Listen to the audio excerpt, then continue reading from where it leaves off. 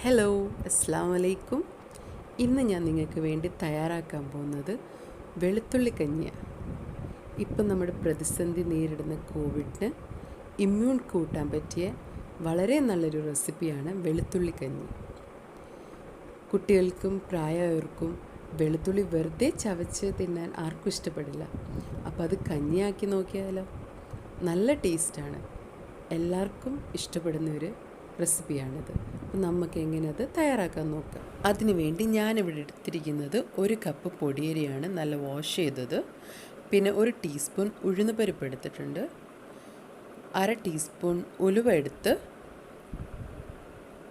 1 teaspoon ചെറിയ ജീരകം, 1/4 teaspoon മഞ്ഞൾപ്പൊടി, ഇഞ്ചി 4 ചെറിയ കഷ്ണം, പിന്നെ ചെറിയ ഉള്ളി 12 പീസ് തൊലി കളഞ്ഞത്, പിന്നെ 1 കപ്പ് തേങ്ങ ചിരകിയത്,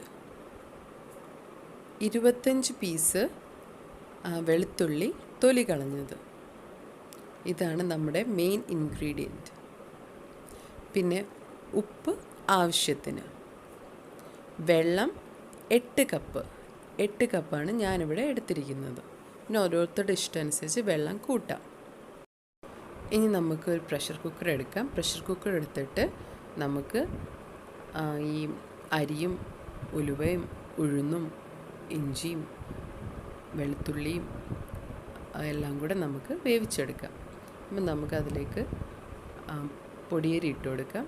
എന്നിട്ട് ഉലുവ, ഉഴുന്ന്, 2 കഷ്ണം ഇഞ്ചി, പിന്നെ 10 അല്ലി വെളുത്തുള്ളി ഇട്ട് കൊടുക്കണം. വെളുത്തുള്ളി ജസ്റ്റ് ഒന്ന് ചതച്ചിട്ട് വേണം നമുക്കിതിലേക്ക് ആഡ് ചെയ്യാൻ.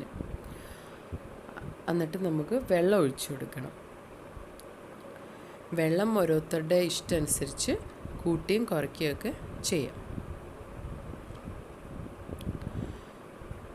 എന്നിട്ട് ആവശ്യത്തിന് ഉപ്പ് ഇട്ടിട്ട് നമുക്കിത് ഒരു വിസിൽ വരുന്നിടം വരെ പ്രഷർ കുക്ക് ചെയ്തെടുക്കാം. 1 വിസിൽ വരുമ്പോഴത്തേന് ഓഫ് ചെയ്യണം. ഇനി ഇതിന് വേണ്ടിയുള്ള തേങ്ങ നമുക്ക് അരച്ചെടുക്കാം. ഒരു മിക്സിയുടെ ജാർ എടുത്തിട്ട് അതിലേക്ക് 1 കപ്പ് തേങ്ങ ഇട്ട് കൊടുക്കണം. ശേഷം ചെറിയ ജീരകം 1 ടീസ്പൂൺ, പിന്നെ മഞ്ഞൾപ്പൊടി 1/4 ടീസ്പൂൺ, പിന്നെ ചെറിയ ഉള്ളി ഒരു 6 എണ്ണം, പിന്നെ വെളുത്തുള്ളി ഒരു 15 പീസ്. നേരത്തെ നമ്മൾ വെളുത്തുള്ളി 10 പീസ് കഞ്ഞി വേവിക്കാൻ ഇട്ട് കൊടുത്ത്, ഇനി ഇതിനകത്തോട്ട് 15 പീസ്, പിന്നെ 2 കഷ്ണം ഇഞ്ചി, പിന്നെ വെള്ളം ഒരു 1/2 കപ്പ് ഇപ്പോൾ ഒഴിച്ചു കൊടുക്കണം. കാരണം ഒന്ന് ജസ്റ്റ് അരഞ്ഞിട്ട് വേണം ബാക്കി 1 കപ്പ് വെള്ളം നമ്മൾ ഒഴിച്ചു കൊടുക്കാൻ. അപ്പോൾ നമ്മൾ അരച്ചെടുത്തിട്ടുണ്ട്. അരപ്പ് നല്ലപോലെ എല്ലാം അരഞ്ഞിട്ടുണ്ട്. ഇനി ഇത് മാറ്റി വെക്കാം. എന്നിട്ട് നമുക്കിനി കഞ്ഞി വെന്തോന്ന് നോക്കാം. അപ്പോൾ 1 വിസിൽ അടിച്ച് ഇനി നമ്മളത് കുക്കർ ഓപ്പൺ ചെയ്ത് നോക്കാം. അരി വെന്തിട്ടുണ്ട്. നമുക്ക് ഒന്ന് മിക്സ് ചെയ്ത് നോക്കാം. വെള്ളമെല്ലാം നല്ലപോലെ വറ്റി. ഇനി നമുക്ക് ആവശ്യത്തിന് ഇതിലേക്ക് വെള്ളം ഒഴിച്ചു കൊടുക്കാം. ഇനി നമുക്ക് വെള്ളം ഒഴിച്ചു കൊടുക്കാം. ഞാനിവിടെ ഒരു 4 കപ്പ് ചൂടുവെള്ളമാണ് ഒഴിച്ചു കൊടുക്കുന്നത്. ഞാൻ നല്ല തിളപ്പിച്ച വെള്ളമാണ് ഞാൻ ഒഴിച്ചു കൊടുക്കുന്നത്.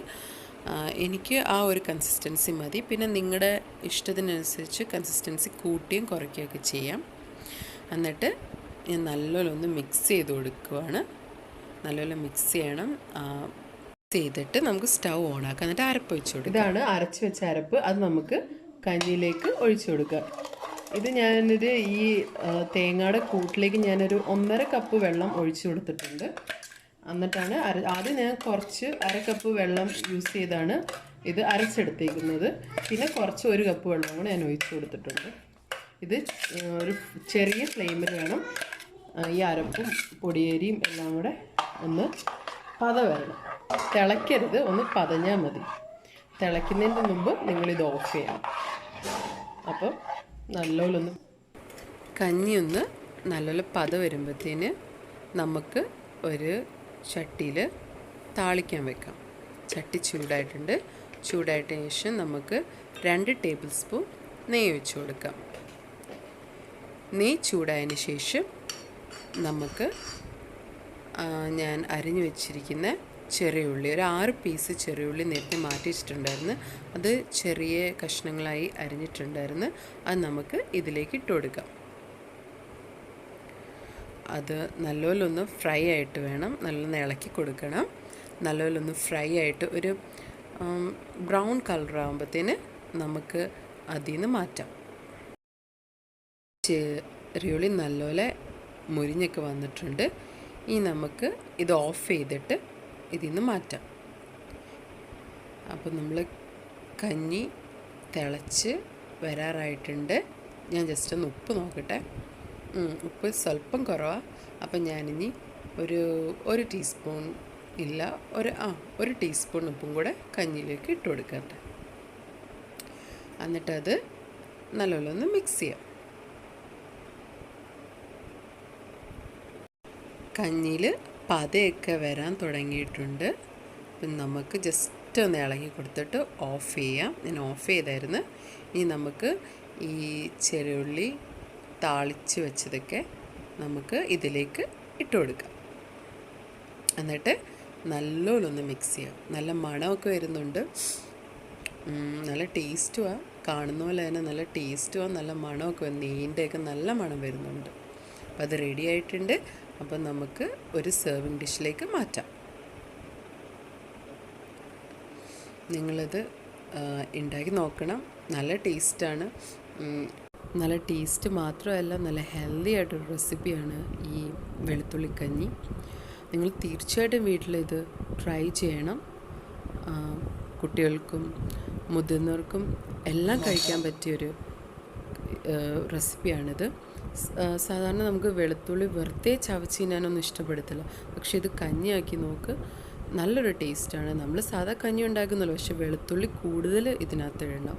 മഞ്ഞൾപ്പൊടിയും ഇട്ടിട്ടുണ്ട്. മഞ്ഞൾപ്പൊടി നമ്മുടെ ഹെൽത്തിന് ഇമ്മ്യൂണിറ്റി പവർ കൂട്ടാൻ പറ്റിയൊരു സ്പൈസാണ്. അപ്പോൾ തീർച്ചയായിട്ടും നിങ്ങളിത് വീട്ടിൽ ട്രൈ ചെയ്ത് നോക്കണം. ഇപ്പോഴത്തെ ഈ സമയത്ത് നമ്മുടെ ഹെൽത്ത് ബൂസ്റ്റ് ചെയ്യാൻ പറ്റിയൊരു കഞ്ഞിയാണ്. അപ്പോൾ തീർച്ചയായിട്ടും ഇത് ട്രൈ ചെയ്ത് നോക്കണം. ട്രൈ ചെയ്തിട്ട് എനിക്ക് ഫീഡ്ബാക്ക് അറിയിക്കണം. പിന്നെ ഈ വീഡിയോ ഇഷ്ടപ്പെട്ടെങ്കിൽ നിങ്ങൾ ലൈക്ക് ചെയ്യണം, ഷെയർ ചെയ്യണം, പിന്നെ സബ്സ്ക്രൈബ് ചെയ്യാത്തവർ സബ്സ്ക്രൈബ് ചെയ്യാൻ വേണം. Thank you.